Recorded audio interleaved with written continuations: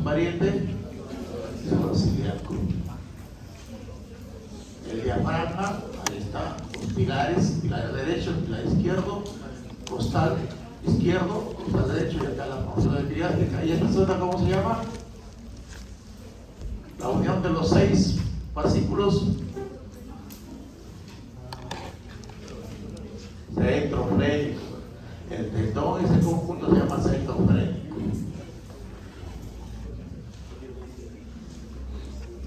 Músculo exclusivamente para la inspiración. ¿Ya? Cuando el diafragma se contrae, aumenta la superficie del pulmón, ¿no? Se contrae, baja, y el pulmón se expande. Cuando nosotros inspiramos, los músculos intercostales se alargan y se ponen paralelos. Cuando botamos el aire, se ponen en reposo. Los músculos están como nosotros los vemos en el cadáver. Así. El externo encima, el interno por debajo y el sentido opuesto. ¿Ya? Pero con la inspiración retornan paralelos, se alarga el tórax, entonces por eso entra aire. Al diafragma van a tener unos defectos, no defectos sino orificios por donde atraviesan ciertos elementos, ya sea de entrada al abdomen o de salida. ¿Cuál es el de salida? El de la vena cava inferior, que va a atravesar por la parte posterior y la más alta del diafragma. ¿Ah? Y por el mismo lado van a pasar los nervios frénicos que van a inervar justamente al músculo diafragma. El otro es el hiato esofágico. Hiato esofágico. Pasa el esófago hacia la cavidad abdominal. Lo acompañan los troncos vagales, que al pasar el anillo se van a convertir en vasos gástricos. Los vasos gástricos también, los vasos gástricos. ¿Verdad? ¿A qué altura pasa la vena cava inferior en el diafragma? A nivel de la octava vértebra.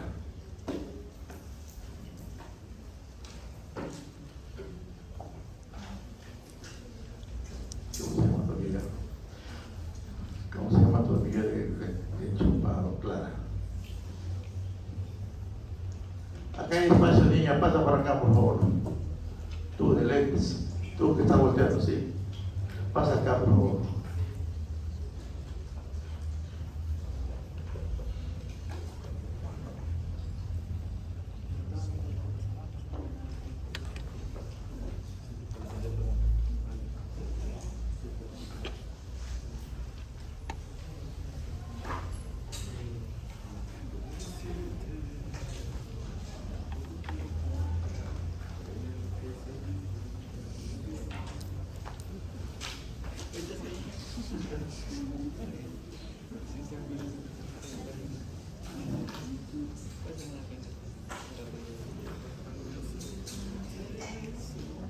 Al final me vas a agradecer porque vas a aprovechar la clase.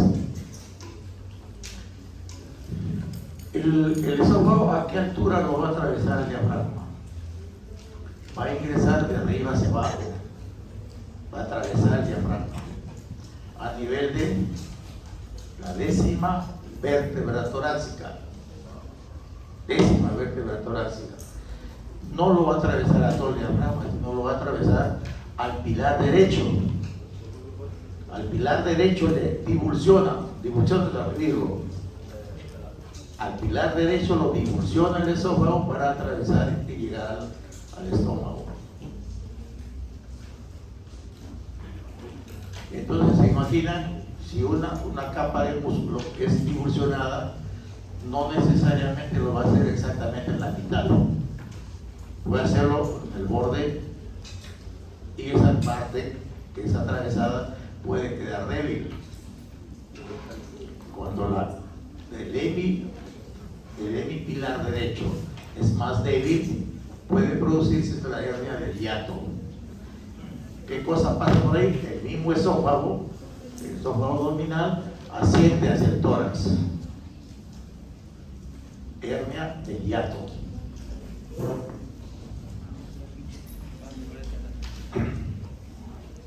La parte más alta atraviesa la vena cava. Ingresa de abajo hacia arriba, asciende. En cambio el esófago, miren, lo está divulsionando al pilar izquierdo, al pilar derecho, lo está divulsionando acá. Entonces esta capa o este pilar izquierdo del derecho, disculpen la expresión, esta porción izquierda del pilar derecho que es débil, puede producirse la hernia del hiato. O sea, pase contenido, puede ir hacia el estómago. Cuando es muy débil, esta zona, esta porción, se puede introducir hacia el estómago por presión. Y el otro orificio donde va a pasar un elemento de arriba hacia abajo, ya no perfora, sino se produce un arco aquí. Entre el pilar derecho y el pilar izquierdo se produce un arco. Ese es el arco aórtico. Porque ¿quién pasa a través de eso? La arteria aorta. Y eso es a nivel de la 12ª vértebra torácica. ¿Sí? Entonces acuérdense, vena cava a nivel del 8º cuerpo torácico, el esófago 10º y la arteria aorta a nivel de la 12ª vértebra torácica.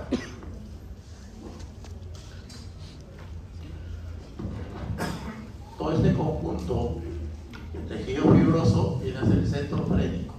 Y aquí va a depositarse encima va a depositarse ¿quién? El pericardio fibroso, que contiene al corazón.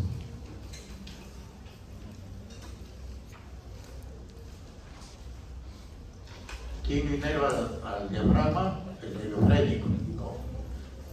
¿Por dónde venía el nervio frénico? Desde el tórax, desde el cuello. ¿Por delante qué músculo? Bien. Muy bien. Escaleno anterior. ¿Y dónde se insertaba el escaleno anterior? El isfrán. Muy bien. Se están acordando el examen. Muy bien.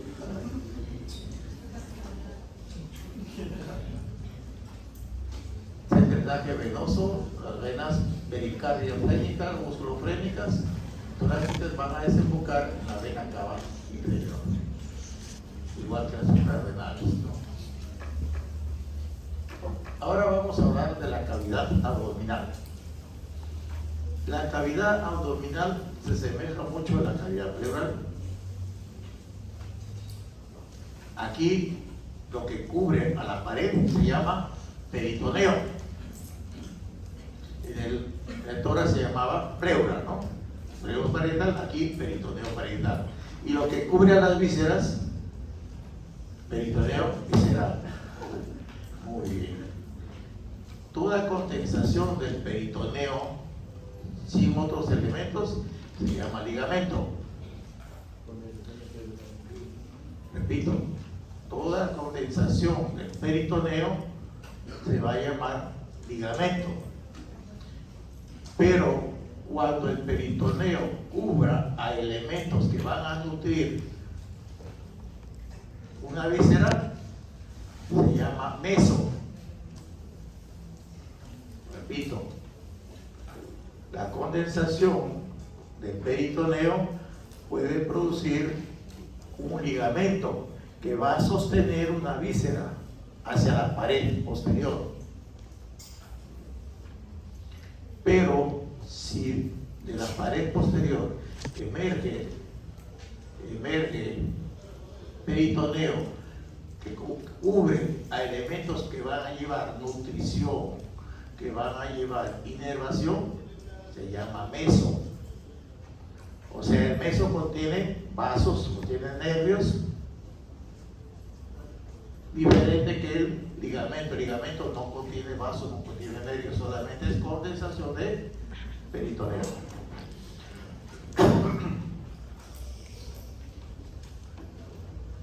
Entonces, miren, dentro de la cavidad abdominal, nosotros vamos a tener elementos que están debajo del diafragma y sobre el colon transverso. Y se va a caracterizar porque hay un gran tronco arterial que va a ir a todos los elementos que están arriba.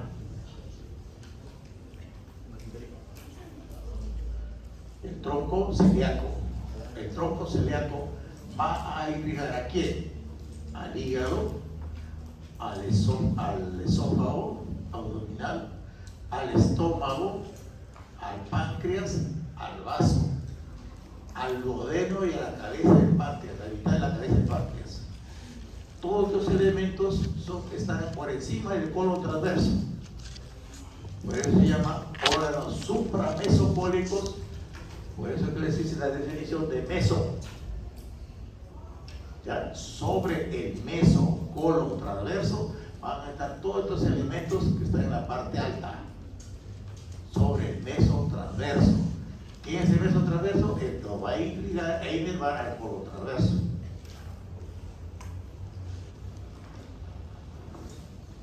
Entonces, ¿qué elemento voy a encontrar yo dentro de los órganos supramesocólicos?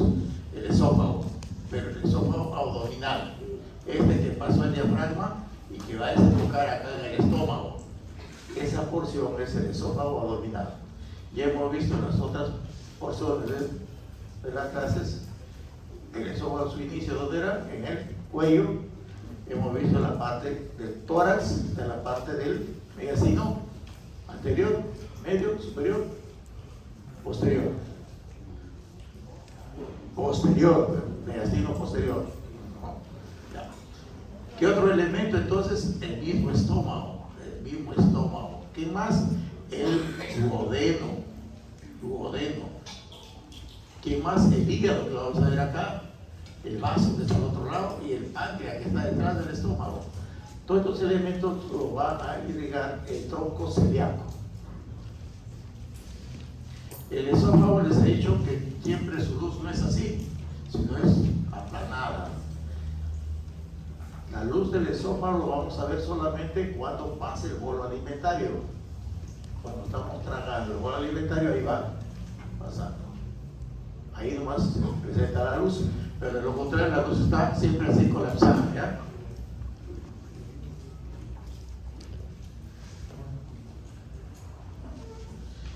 La porción donde desemboca el esófago en el estómago se llama cardias. El ángulo que se forma entre el esófago y el polo superior del estómago se llama ángulo cardíaco, no por corazón, sino por el cardias. Cardias es la desembocadura del esófago dentro del estómago, ¿ya? A esta porción del estómago se le considera curvatura menor y esta es la curvatura mayor. Aquí hay una disminución del calibre, ese es el píloro. El píloro es el límite entre el intestino delgado y el estómago. Normalmente el píloro es una estructura muscular de no más de 5 milímetros en el adulto. No más de 5 milímetros en el adulto. Pero a veces en un lactante encontramos un píloro así, de 3 centímetros, que parece una aceituna, por eso se llama la oliva pilórica. Entonces esto obstruye la luz, no deja pasar el contenido del estómago al intestino. Y por eso que hay que operarlos. Hay que abrir ese píloro para que deje libre a la mucosa y puede pasar el contenido. No se corta, no se saca, sino solamente se apertura, se abre así, se abre longitudinalmente hasta que la mucosa se expanda. Como que vemos, cuando abrimos el músculo, vemos que el estómago se colapsa. En ese momento ya está pasando y se deja ir. Esa es la operación de la hipertrofia del píloro. Piloromiotomía. Esta es la luz del estómago. La mucosa del esófago es diferente a la mucosa del estómago. Es liso, completamente liso, y es muy rugoso. Y acá entre la mucosa del esófago y el estómago hay una línea circinada en Z, por eso se llama zona Z. ¿Ya? La zona Z, así es como si fuese ustedes han visto cómo terminan las olas en la arena, en el mar, va formando ondas.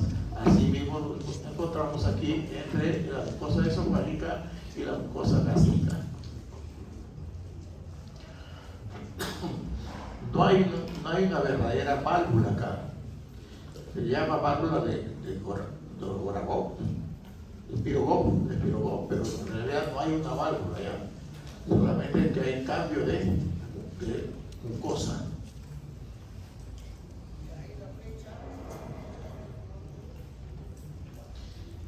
¿Quién lo irriga y cuál es el drenaje del esófago?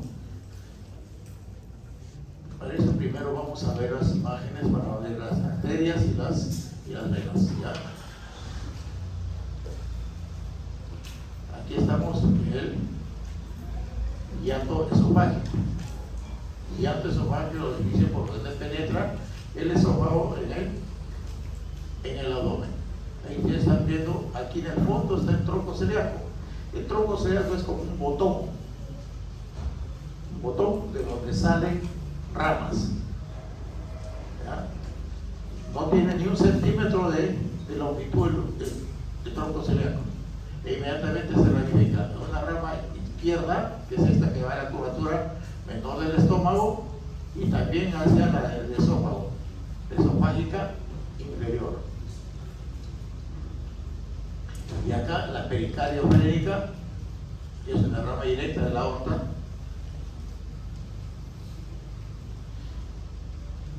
Y acá este tronquito viene a ser la gástrica izquierda, ¿ya?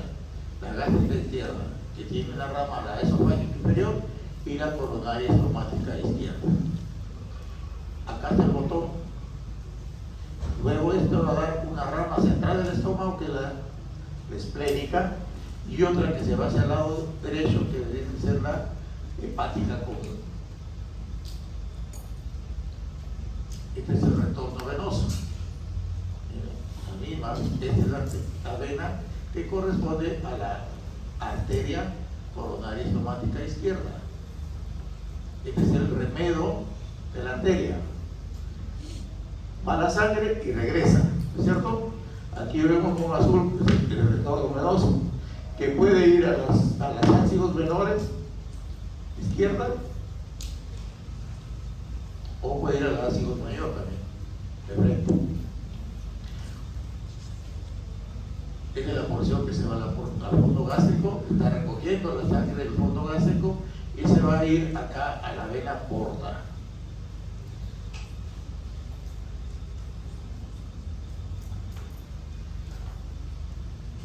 Esta es la vena esplénica, que es el remedo de la arteria esplénica. ¿Ya? Vamos a ver la arteria. Aquí sería la mesentérica superior, el retorno venoso de la arteria mesentérica superior, y aquí el retorno venoso de la mesentérica inferior. Antes de unirse la sangre venosa del vaso hacia la mesentérica superior, se une con esta, que es el retorno venoso de la mesentérica inferior, y forma este tronco, el tronco espleno-mesentérico. Y el tronco espleno-mesentérico con la vena mesentérica superior van a formar la vena porta. La vena porta va a entrar al hígado a dividirse. ¿Por qué? Porque ¿Qué lleva la arteria? La vena porta. La vena porta va a recoger toda la irrigación que fue por la arteria mesentérica superior y mesentérica inferior. Pero no solamente recibe sangre, sino también va a recibir los nutrientes que nosotros hemos ingerido. Todo eso va a ir a la vena porta. Entonces la vena porta lleva sangre venosa y además nutrientes que tienen que ser desdoblados por el hígado para introducirlos a la vena cava inferior. ¿Y la vena cava inferior a dónde va? A la aurícula derecha. ¿Para qué va la aurícula derecha? Para pasar directamente al ventrículo derecho. ¿El ventrículo derecho a dónde va? Al pulmón. Al pulmón. Entonces el pulmón se elimina las sustancias tóxicas del CO2 y pasa a la aurícula izquierda sangre arterial y ricamente con nutrientes, ¿no es cierto? Con nutrientes. Entonces el estómago está ocupando la región del epigastrio, la parte superior del abdomen se llama epigastrio, que lo ocupa generalmente el estómago.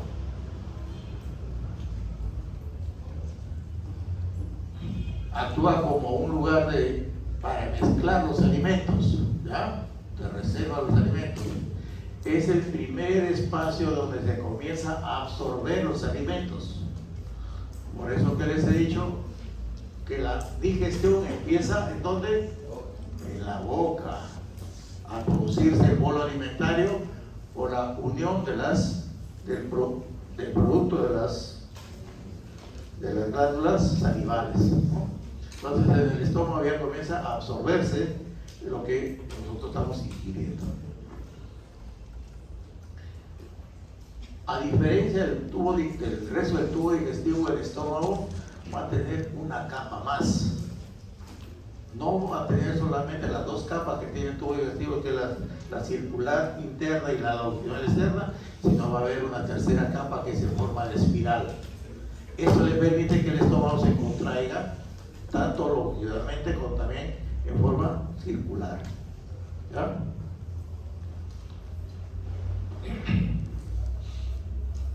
Cuando nosotros vemos en los lactantes vomitadores, cuando hay un hipertrofia píloro, vemos nítidamente la función del estómago, cómo es, comienza a traccionarse como si fuese una boa, a rectar. Pero para eso hay que estar siempre ahí mirando. Se da de lactar al niño y calatito se lo observa ahí. Cuando va a vomitar, vemos que el estómago comienza a contraerse, comienza a ir para acá y para allá, acá y para allá. En este momento ponemos nuestro dedito acá, especialmente el izquierdo, y ahí nos va a dar una patadita el píloro. Ahí palpamos la obliva pílora. ¿En dónde lo encontramos? En el reborde costal y el reborde del recto derecho, el obliva pílorica.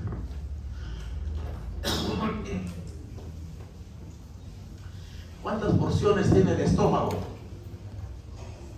Donde desemboca el estómago se llama el cardia, ¿no es cierto? Por encima de esto está el fondo gástrico. Desde el cardia hasta donde se forma como un embudo, todo es el cuerpo. Y esa forma del embudo es el antro pilórico. Antro es como si fuese el embudo. Ahí está. Cardias, ángulo cardíaco, fondo gástrico, y de aquí del cardias hasta acá, hasta el ángulo, se llama la cisura angularis. Cisura angularis, ahí está el antro. ¿Ya? Y ahí están las tres capas del músculo que conforman su pared. Longitudinal, circular y la oblicua. Y la mucosa es totalmente amorfa, no podemos decir esa de tal forma. No hay una característica que podamos decir es igualito que tal cosa. Es rugosa, fea, gruesa, no tiene forma. Vamos a poner un tabique acá.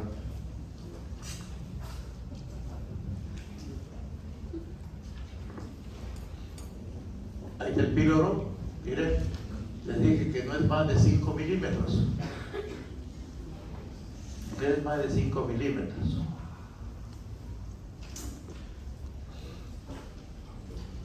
De acá la parte central del tronco celíaco va a salir una rama para acá, esofágica, acá al fondo y acá la coronaria izquierda. Esta es la curvatura menor y esta es la curvatura mayor. ¿Sí?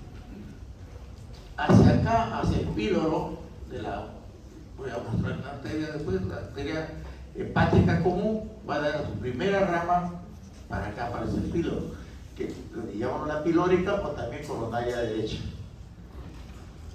Luego va a salir una hacia el duodeno y en la porción superior de la cabeza del páncreas, la pancreatodenal. ¿Ya? Y otra rama que va a venir para acá, a la curvatura mayor, la gastroepiploica derecha. Vamos a ver.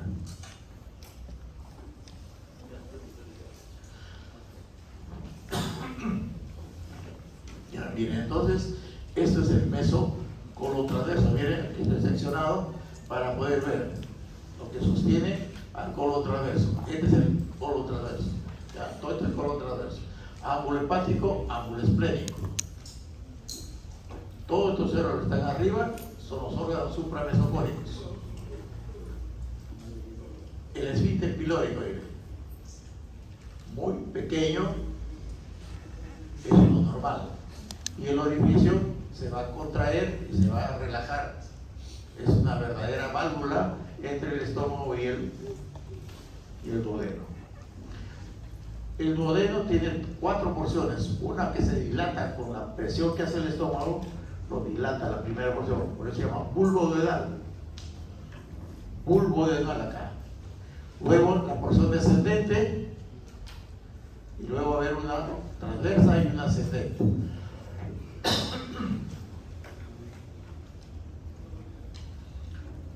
Este es el botón del tronco celíaco. ¿Ya? La primera rama grande que va a salir de la aorta es la sufrénica, que va a los costados del diafragma. Entonces, esta es la primera rama que se va acá a la curvatura menor del estómago, la coronaria estomática izquierda. Termina acá. Y acá está saliendo la primera rama que se va al píloro. Esta es la coronaria estomática derecha. En este caso está saliendo de la hepática propia. Generalmente es la primera rama de la arteria hepática común de acá. Esta es la hepática común. En este dibujo lo vemos que está saliendo de la hepática propia. Pero la primera rama es siempre la pilórica o coronaria estomática derecha. Y una rama que baja, miren esta pequeña que está atrás de la coronaria derecha, esa se llama la gastroduodenal. Repito, de acá de la hepática común sale la gastroduodenal hacia abajo, este pedacito. ¿Sí? Luego, ¿por qué gastroduodenal? Porque va a ir a formar esta arteria que es la gastroepiploica derecha. Y acá la duodenal. La duodenal sale 2, una anterior y otra posterior. La pancreatoduodenal superior. Pancreatoduodenal superior. Anterior y posterior. ¿Ya? Acá, anterior y posterior. ¿A qué zonas va a irrigar esta pancreatoduodenal superior? Al bulbo y a la porción descendente del duodeno. ¿Y a qué más? Aquí no estamos viendo lo que está cubierto por el epiplo. El epiplo es esta grasa que está cubriendo, que nace de acá del estómago, está cubriendo acá a la cabeza del páncreas. Pancreatoduodenal entonces porque va a irrigar al duodeno, sus 2 primeras porciones, y a la mitad de la cabeza del páncreas, que no lo vemos en este momento.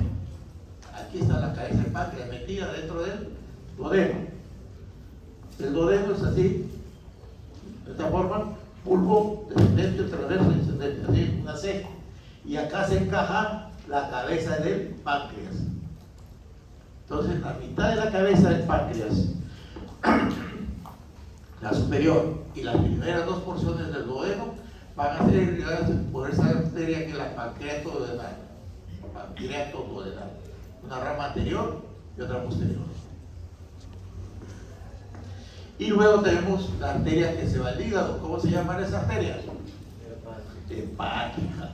De la hepática va a salir, de la hepática derecha, generalmente sale una arteria para acá, para esa bolsita verde. ¿Cómo se llama? Vesícula biliar. ¿Cómo se llamará la arteria? Cística. Cística. La arteria cística. La arteria cística.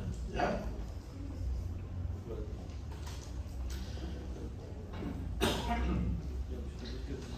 Todos estos elementos que voy a mencionar se llama el pedículo hepático. ¿Quiénes conforman el pedículo hepático? La rojita, ¿quién será? Arteria hepática. El verdecito, ¿quién será? El colédoco o la vía biliar, el conjunto de la vía biliar. Conductos hepáticos, derecho, izquierdo, hepático común. Cuando se une el cístico, se llama colédoco. Colédoco. Al colédoco se va a unir acá también el páncreas, acá está la cabeza del páncreas, ¿ya? Y al colédoco se va a unir su conducto principal del páncreas, que es el conducto de Wilson. Pero eso van a llegar acá, a la porción descendente del duodeno, ¿ya?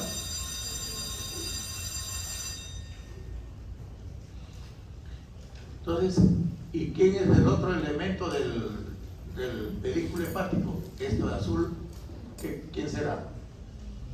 La vena porta. La vena porta. La vena porta es la que viene del vaso, viene el intestino izquierdo, viene el intestino derecho, todo el intestino delgado. Desde la porción alta del recto, desde ahí va a venir todo el torrente venoso, recibiendo a todo el producto del trabajo del vaso. ¿Cuál es el trabajo del vaso? Reduce los elementos formes que están alterados. ¿Cuáles son los elementos formes de la sangre? Los eritrocitos, los leucocitos y los trombocitos. Esos son los nombres verdaderos. Lo que ustedes están diciendo son los nombres vulgares.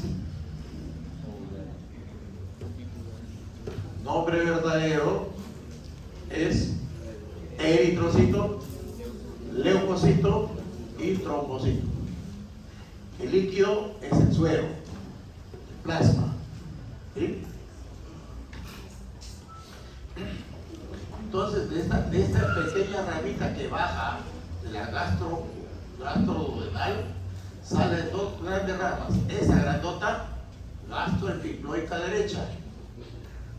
¿Por qué gastroepiploica? Porque va al estómago y también da ramas para esto, que es el epiplo mayor. ¿Ya? La otra gran rama, ¿cuál es? Esto que se va por detrás del estómago. ¿A quién? El primero le da una gran rama a esta porción, al cuerpo del páncreas, la pancreática magna. Ustedes están viendo acá como si fuese una culebra, está dando de vueltas acá. ¿Sí? Esta es la arteria esplénica. Y acá hay una sombra, bueno, no vemos acá la parte posterior, que se va al páncreas, la pancreática magna. Antes de llegar a su destino, que es el vaso, va a dar unos vasos hacia arriba, hacia el fondo gástrico, los vasos rectos. ¿Sí? Y también antes de llegar al vaso, da una rama a la curvatura mayor del estómago. Si esta era la gastroepiploica derecha, ¿cómo se llamará esta? gastroepiploica izquierda. Entonces hace un arco a la curvatura mayor del estómago, la gastroepiploica derecha y la gastroepiploica izquierda, dando irrigación a toda la curvatura mayor del estómago, ¿ya? Y también al epíplon mayor. De acá de la curvatura mayor del estómago sale la hoja anterior del epíplon mayor. El epíplon mayor es como si fuese un delantal que tiene una doble capa, una anterior y otra posterior, ¿ya? La posterior de una es de acá del colon transverso. Del colon transverso sale la hoja posterior. Es como un delantal así doble, ¿no? La hoja anterior y la hoja posterior. ¿Y para qué sirve? Sirve de protección de las vísceras. Cuando una víscera es dañada o lesionada, el epíplon va en su auxilio, va y lo cubre.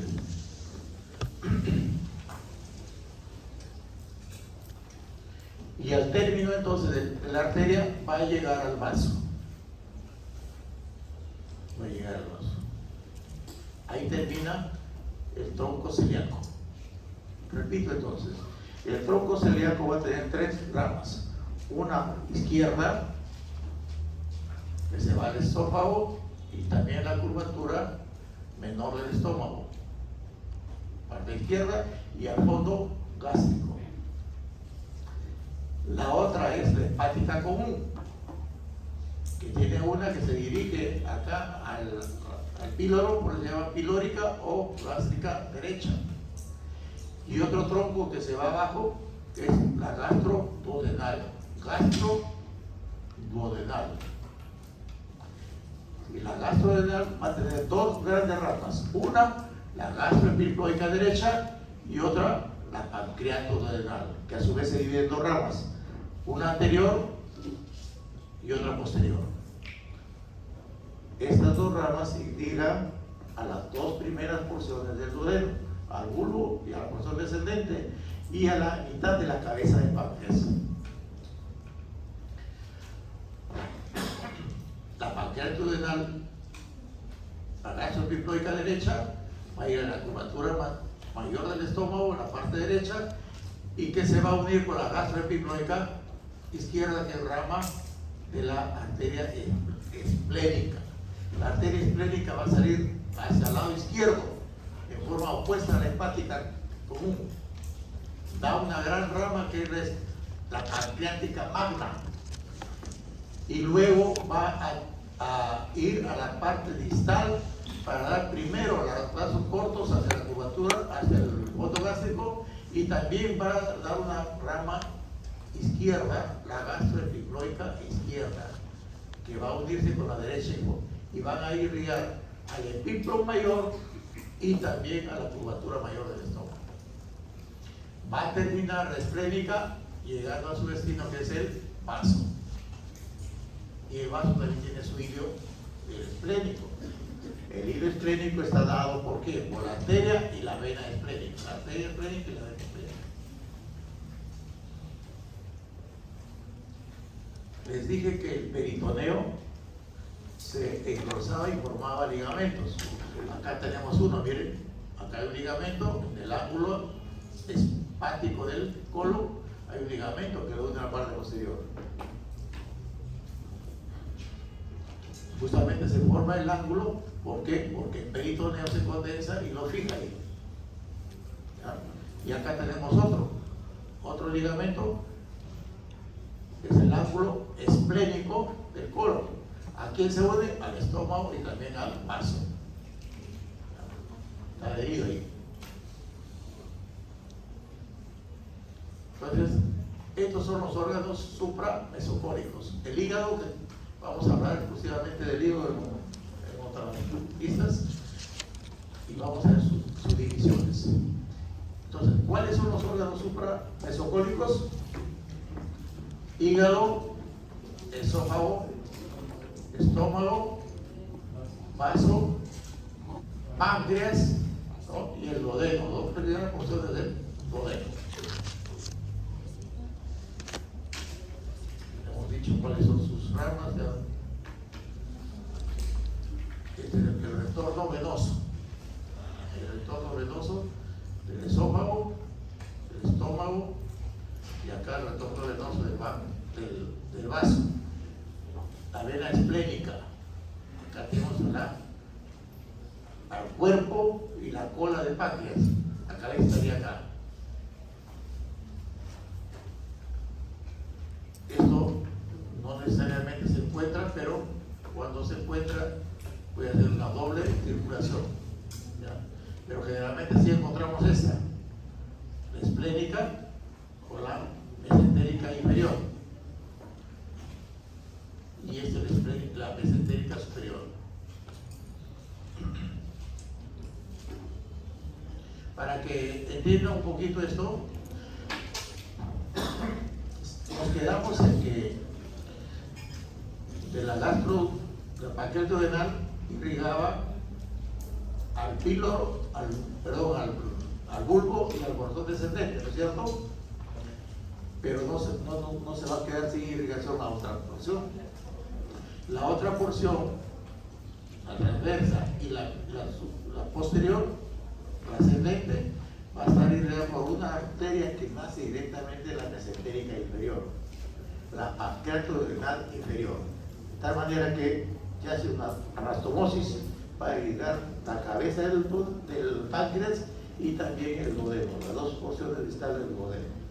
Esto de arriba, la pancreas duodenal superior y la pancreas duodenal inferior. La pancreas duodenal inferior de la arteria mesentérica superior, ¿ya? Entonces, de esta manera que se completa la irrigación del duodeno y de la cabeza del páncreas.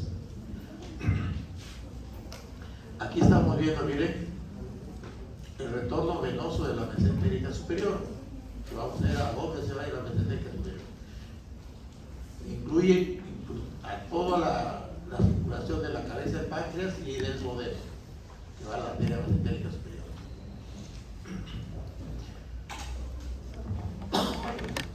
El intestino delgado, tres porciones, duodeno, yeyuno e ilio. Duodeno se va a encargar de recoger toda la excreción del hígado y del páncreas. La excreción del hígado y del páncreas. ¿A través de qué? El conducto colédoco. El colédoco es la fusión de los conductos pancreáticos, de los conductos hepáticos. Pero en su desembocadura se une con el conducto de Wilson del páncreas. Y eso desagua en la segunda porción del duodeno, en la ampolla de Vater. Vamos a ver. Entonces el intestino delgado tiene tres porciones: el duodeno, el yeyuno e ilio. Su longitud total en un adulto de más o menos de 6 a 7 metros. Unos 24 centímetros más o menos el duodeno. El yeyuno, 2/5 partes de todo el tubo digestivo delgado. Y las 3/5 partes le pertenecen al ilio. O sea, en orden de longitud, el duodeno es el más pequeño. El siguiente es el yeyuno. Y el más largo es el ilio. ¿Ya? Cada uno de esos va a tener sus diferencias. El duodeno, vamos a ver que su mucosa es mucho más plana. Si son largos, en realidad sus pliegues, pero son delgados. Unos pliegues más o menos de 1 o 2 milímetros de alto, pero largos. El yeyuno se va a caracterizar por tener tremendos pliegues mucosos, como abanicos, que se intercalan en uno y otro. ¿Ya? ¿Para qué? Para reducir la velocidad del tránsito. Cuando nosotros tenemos congestión de vehículos, no podemos avanzar, ¿no es cierto? Igual sucede con el yeyuno. Tiene los tremendos abanicos de mucosa amplios, igualito que fuera un abanico dentro de la luz, de tal manera que disminuye la velocidad del tránsito intestinal. ¿Para qué?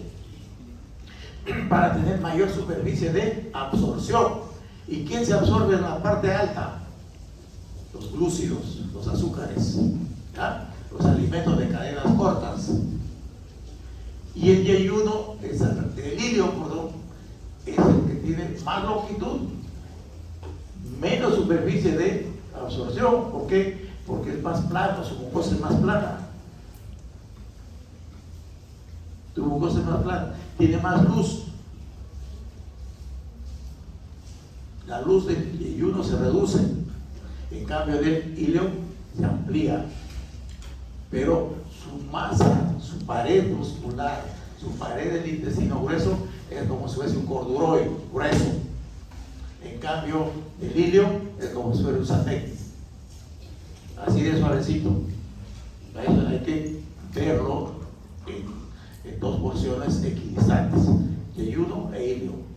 Yeyuno más grueso, duro. El ilium más delgadito. Tiene más luz el ilium, pero su diámetro es menor. Su diámetro externo del ilium es menor, en cambio del yeyuno es más grueso, más amplio, pero menos luz.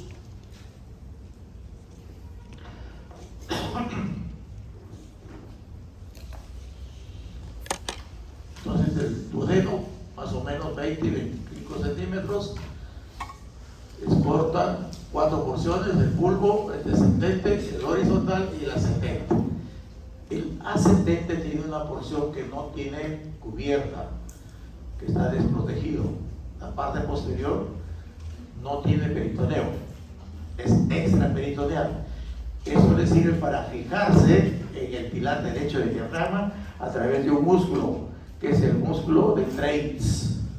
Músculo de Treitz.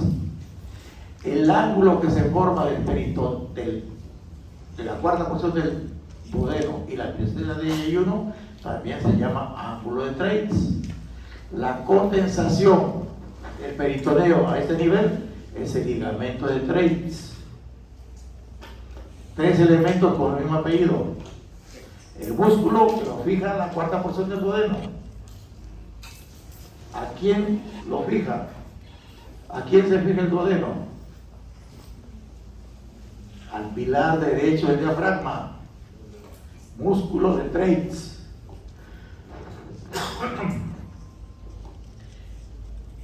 ¿Cómo se llama el ángulo entre el yeyuno y el duodeno? Ángulo de Treitz. El ligamento que lo fija a este ángulo, ligamento de Treitz. Y hay otro elemento que es la fascia de Treitz, que está cubriendo al páncreas. Miren, este es el bulbo, la porción descendente, transverso y el ascendente. Y acá está la cabeza del páncreas. Acá es el huizo que desemboca conjuntamente con el colédoco aquí en la segunda porción del duodeno.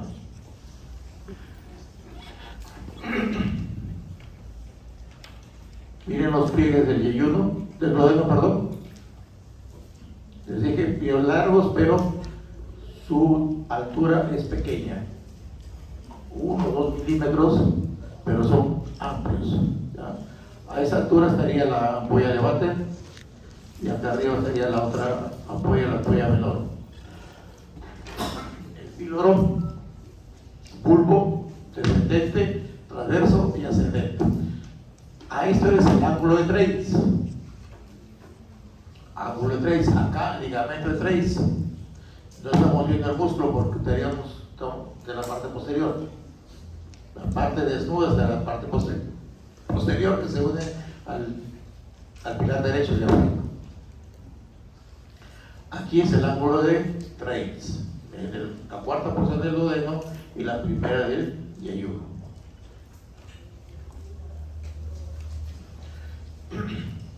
Conducto pancreático mayor o de Wilson, y él es el secundario de Santorini. Desemboca solo y acá en forma conjunta con el colédoco. Esta unión se produce dentro de la pared del duodeno, ¿ya? No se une afuera, sino dentro de la pared del duodeno. Ya se enfoca en un orificio común, que es la ampolla de Barker. ¿Ya? Ahí se nota que está uniéndose el pancreático con el colédoco dentro de la pared del duodeno. Y se forma esta ampolla, la ampolla mayor, y acá hay una válvula, que es la válvula de Oddi. ¿Ya?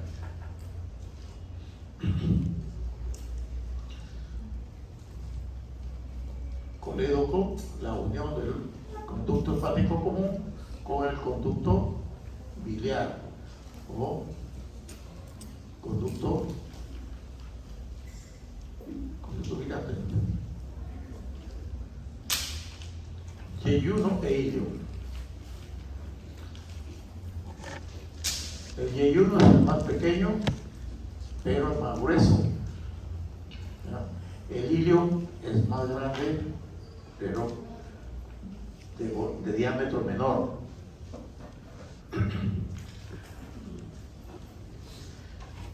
Las características lo vamos a repetir. El yeyuno es más corto, pero su pared es gruesa. Y además vamos a ver también que hay diferencias en la irrigación. Las arterias que irrigan al yeyuno van a tener 1 o 2 arcos. En cambio, el ilio va a tener 3 a 4 arcos. Y de ahí se desprenden los vasos que van a cada porción del intestino. La porción distal de las arterias se llaman rectas. Arterias rectas las que van a terminar en una porción de intestino. ¿A dónde está colocado el yeyuno? Generalmente en la parte izquierda y alta. El epigastrio y mesogastrio en la parte alta e izquierda, está el yeyuno. Y el ilio hacia la parte baja e derecha, hacia la fosa ilíaca derecha. Yeyuno e ilio. ¿Dónde termina el ilio? En la válvula iliocecal. Va a ingresar al colon por la tenia interna, la interna del mesocolon. La tenia del mesocolon. Esta es la tenia libre o anterior. Anda, mojate la cara, compadre. Anda, mojate la cara porque no te duele.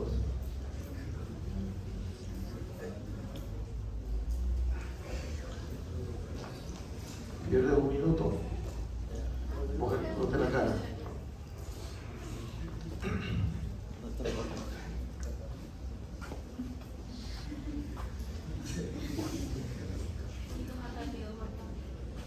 Nosotros utilizamos bastante en cirugía esta tenia. Es la tenia libre, la que se ve a simple vista, ¿ya? Es como si fuese una pista. Cuando no vemos así el apéndice cecal, una porque fue operado anteriormente, pero si entramos a abdomen es porque queremos ver por qué le duele al sujeto. Entonces, por lo general, el dolor abdominal es por una apendicitis aguda. Y si no encontramos el apéndice, como en este caso, ¿qué hacemos? Suspendemos acá al ciego, el ciego es esta parte, suspendemos al ciego y levantamos hacia adelante y ahí vamos a ver el apéndice. Podría ser que sea hacia el apéndice o lo encontramos en forma opuesta, en forma retrocecal y ascendente, está pegada hacia el colon. Acá no hay mucha diferencia entre una asa y otra, pero aquí las asas proximales deben ser de mayor diámetro que la de acá.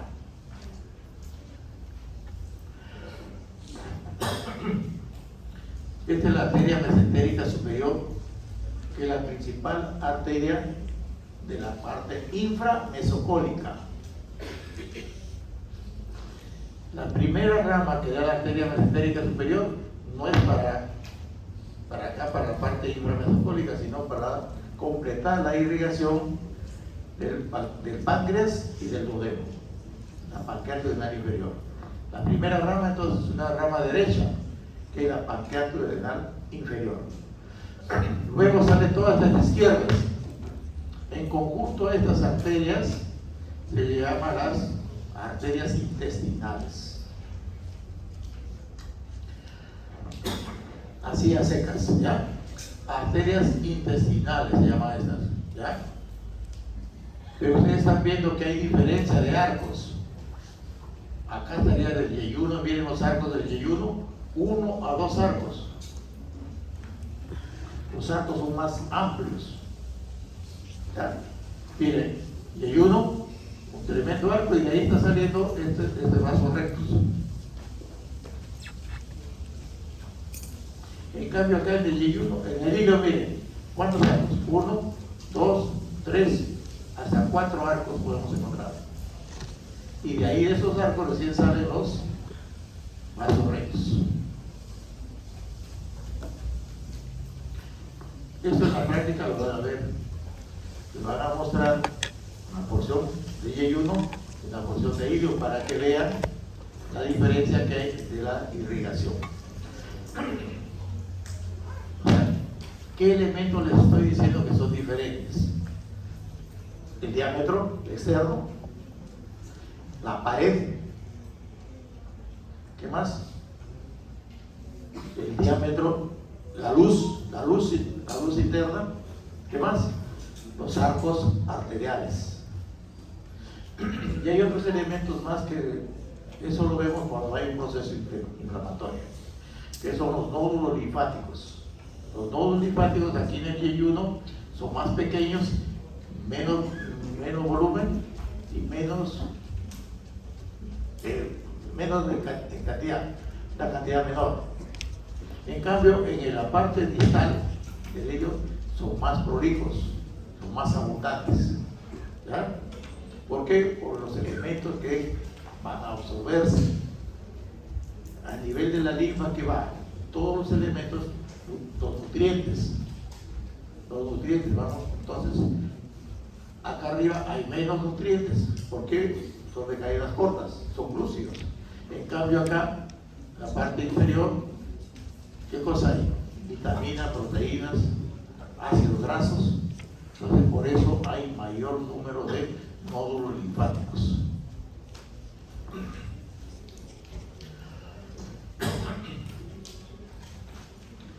Y acá este es un cadáver disecado para mostrar justamente la rama de la arteria mesentérica superior, las ramas yeyuniliales. Ahí estamos arcos, miren, un tremendo arco de yeyuno, y en cambio acá arcos más pequeños.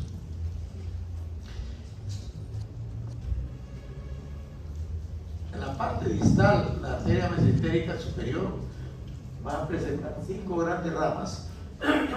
Una para la parte distal del ilio, esta, o esta sería acá. Otra para el apéndice, ahí está el apéndice disecado. 2 para el ciego y una cólica inferior. Ilio, 2 para el ciego, bisequio, una para el apéndice, apéndico, y otra para el colon inferior, cólica. Ilio, biseco, apéndico, cólico. La rama terminal, el tronco terminal de la arteria mesentérica superior es este: ilio, biseco, apéndico, cólico.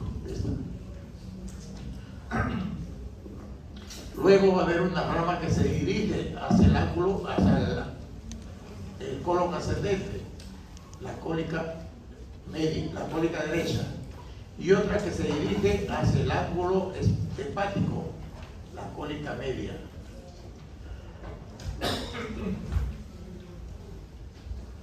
Repito entonces, las ramas derechas sería la cólica derecha y la cólica media, que se dirige hacia el ángulo hepático.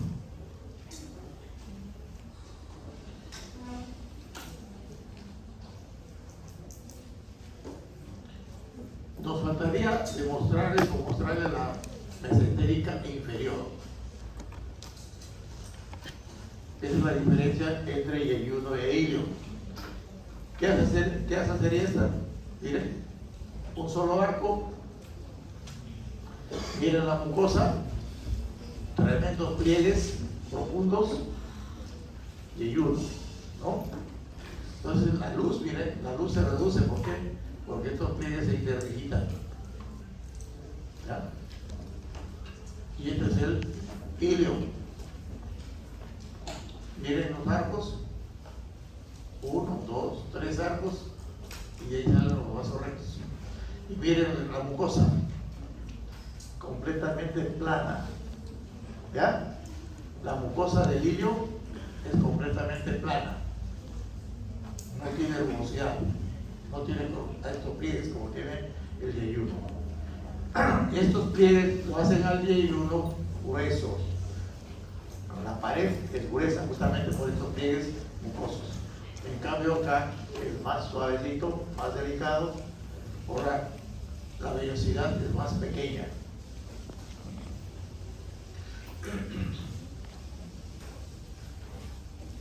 El intestino grueso, ¿cuántas porciones va a tener? Empieza en el ciego. El ciego, el colon ascendente, colon transverso, descendente, sigmoides. Tercio proximal del recto, irrigado por la arteria mesentérica inferior.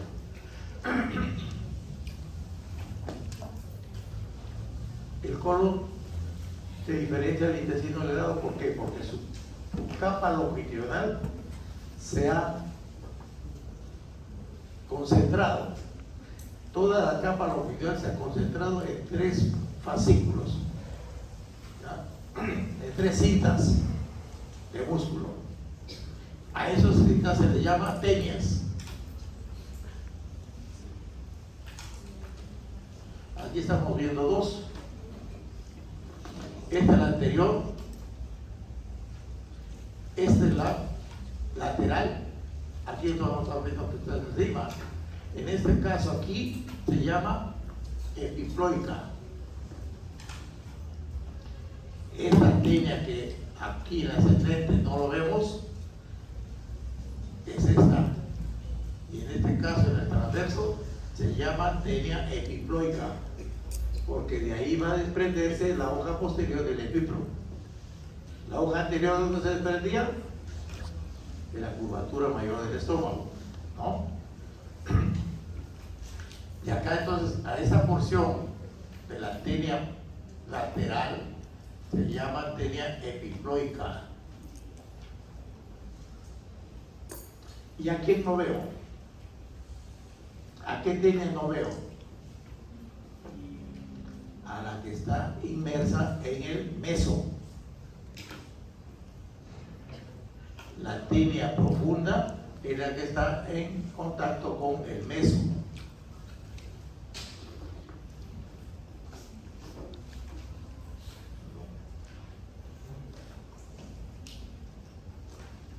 Este es el meso, parte del mesenterio.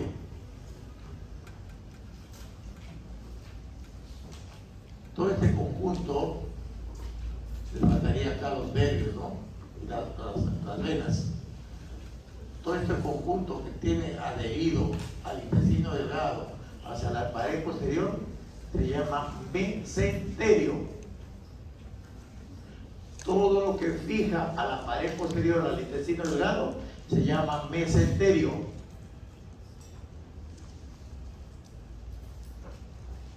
Entiendan bien, todo lo que une a la pared posterior del intestino delgado se llama mesenterio. Es un gran abanico que contiene vasos arteriales, vasos venosos, nervios y linfáticos. Toda esa capa que está sosteniendo al intestino delgado se llama mesenterio.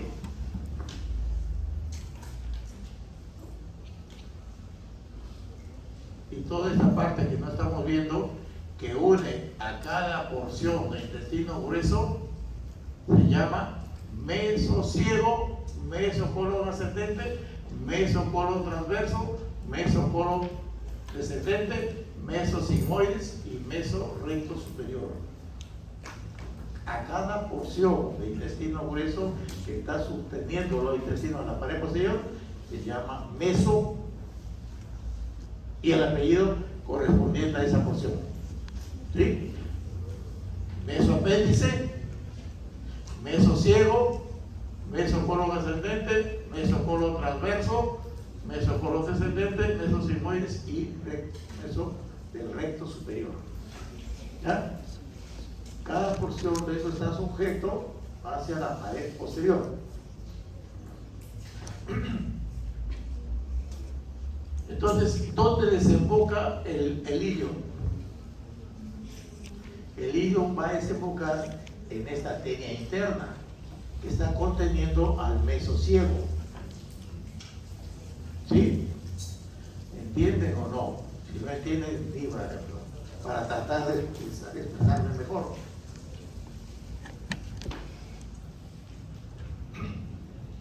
El intestino grueso se va a diferenciar del intestino delgado porque su capa longitudinal se va a aglutinar en 3 fascículos de músculo que forman las tenias. Esa, la tenia libre, la tenia lateral, que en este caso arriba el transverso se llama tenia epifloica, y la interna que estamos viendo acá, donde se enfoca el hilo, la tenia interna o mesa del meso, donde está el meso, donde está lo que contiene, que sujeta a la porción de intestino, ahí está la tenia interna. ¿Ya?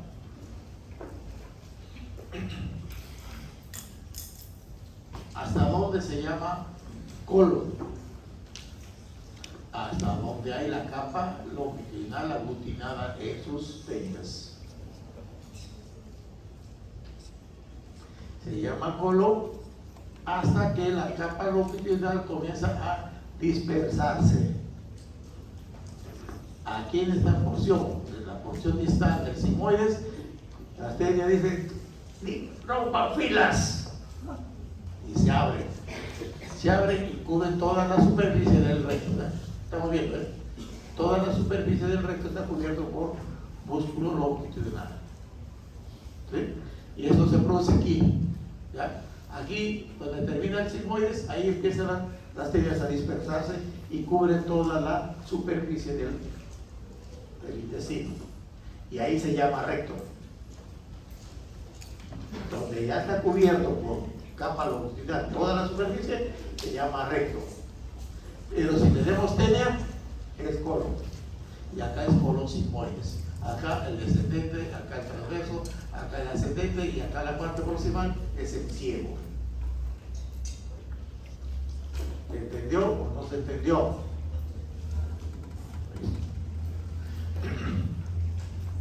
Estos aretitos no es que sea mariposito el colon. Se llaman apéndices epiploicos. Apéndices epiploicos. Apéndices epiploicos, la parte del epiplo. Entonces, la primera porción del intestino grueso es el ciego, de 5 a 7 centímetros de longitud, donde ahí va a penetrar el hilio y forma una válvula unidireccional. O sea, solamente de izquierda a derecha, que se enfoca y no regresa el contenido. ¿Por qué? Porque primero labra a la capa longitudinal. Al abrirse, lo abre así en forma longitudinal, y luego se abre la capa transversa.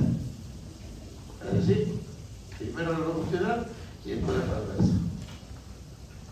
Entonces, se abre una, se cierra, y lo abre la otra. De tal manera que ingrese el contenido, pero no retorna.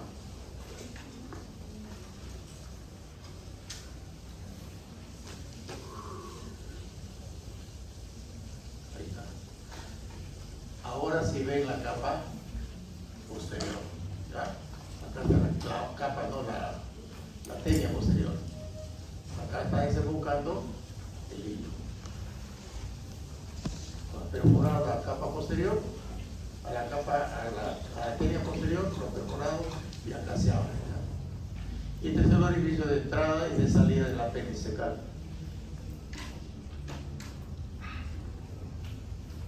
Entonces, ¿por qué se produce una apendicitis?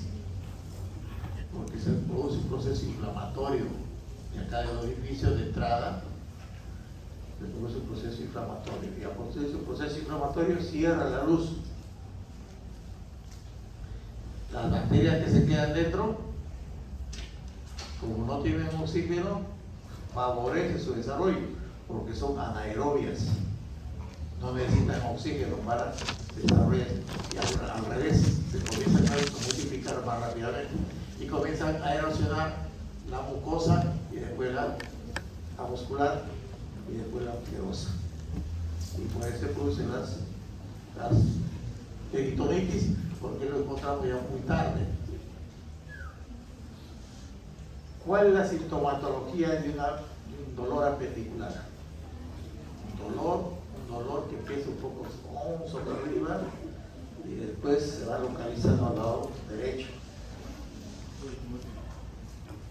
Dolor.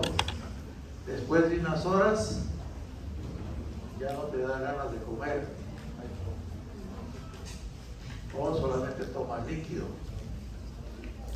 ya no te quieres comer la hamburguesa, ya no te quieres comer el pollo a la brasa, no puedes comer el chifa, solamente gaseosa. Y después de un día vomitas. Esa es una apendicitis. Dolor abdominal constante que empieza y no para. Para si cometemos la torpeza de calmar el dolor, de tomar analgésicos.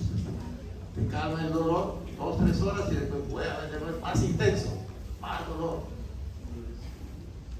Te quita el apetito, no totalmente. Se llama hiporexia, disminución del apetito. Después de eso, sensación de vomitar, náuseas. Y por eso,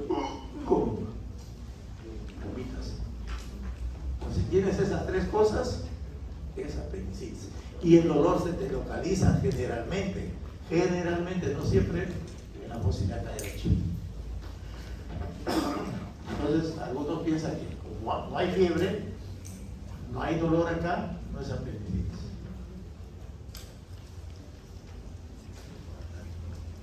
Pero el primer síntoma, teníamos un profesor de cirugía, en los demás el doctor Congaré, que decía, el síndrome mínimo apendicular, dolor. El primer síntoma de apendicitis, dolor. Pero ese dolor que se instala y no calma, que te saca del ambiente que te encuentras. Si alguno de ustedes ahorita está con un dolor apendicular, puede estar presente, pero no me entiende nada, no escucha nada. Está físicamente porque quiero pasar la lista para ir. Ese es sacar del ambiente que te encuentras. O sea, estás presente, pero ausente, no participas. Como muchos que están con su celular ahí, bueno, no participan. Entonces, ese dolor que se instala y no para, es un dolor por apendicitis. Después de eso viene la hiporexia, disminución del apetito. Hay algunos dragones que vamos a operar y quieren que estén comiendo, ¿no? Pero son excepcionales.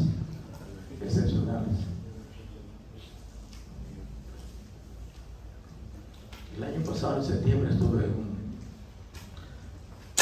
mi provincia natal, Santa Cruz, Cajamarca, y hice el diagnóstico de un muchacho que lo vi que está vomitando.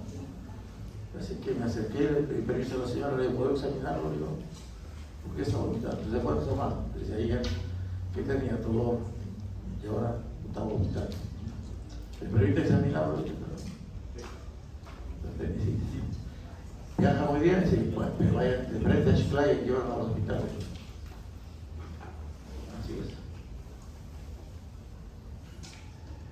Dolor, disminución del apetito, náuseas o vómito, apendicitis. Y el dolor, por lo general, va a la fosilaca derecha.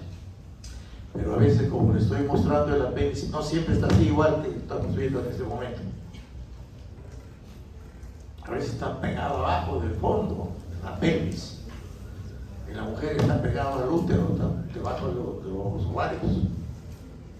Y el ecografista dice, no es apendicitis. Cuando nosotros entramos a operar, sabemos cuál es el diagnóstico, encontramos pus, encontramos materia fecal ahí libre, y le demostramos que estaba equivocado. ¿Ya? No siempre se encuentra ahí, a veces está detrás del recto, detrás del ciego, pegado al ciego para herido. Se llama subseroso, retrocecal ascendente subseroso. A veces lo encontramos pesándose con la vesícula arriba. Que nos encontraron absceso subhepático, es una colestitis. No, la vamos bien, pero no vemos el apéndice. Levantamos el ciego y ahí encontramos el apéndice arriba perforado en la punta, que estaba justo pegado con una vesícula. Esos casos son difíciles de examinar. Si uno no examina como torero, así con una mano nomás, se pierde. Y el abdomen hay que examinarlo con las dos manos, adelante y atrás, tanto al lado derecho y izquierdo igual.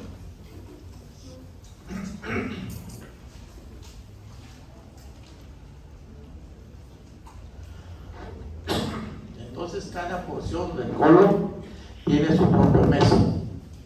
El apéndice tiene su propio meso, el mesoapéndice. El ciego, su meso ciego. El colon ascendente, mesocolon ascendente. Esta es la porción distal del ilio. Acá también la porción distal del ilio tiene una ramita. La rama del tronco, ilio, biseco, apéndico, cólico. Ilio porque va a la parte distal del ilio. Cólico al ciego, seco al ciego. Apéndico al apéndice. Y al colon inferior. Colon derecho.